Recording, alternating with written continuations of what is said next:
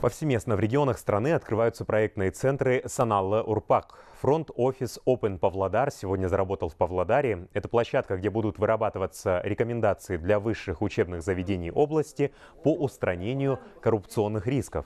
В работе офиса также будут применяться новые меры по формированию антикоррупционной культуры в молодежной среде.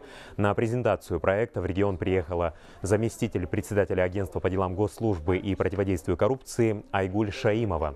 Она ознакомилась с работой Центра обслуживания студентов и магазина «Территория честности», которые открыты в одном из вузов по инициативе департамента АДГ СПК по Павлодарской области.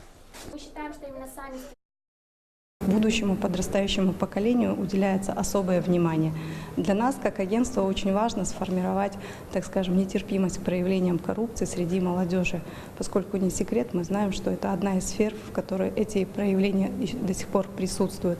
Вот сейчас в рамках посещения вуза и местного вуза мы проводим соответствующие мероприятия, где будем разъяснять ту политику, которая проводится государством в сфере антикоррупционного просвещения.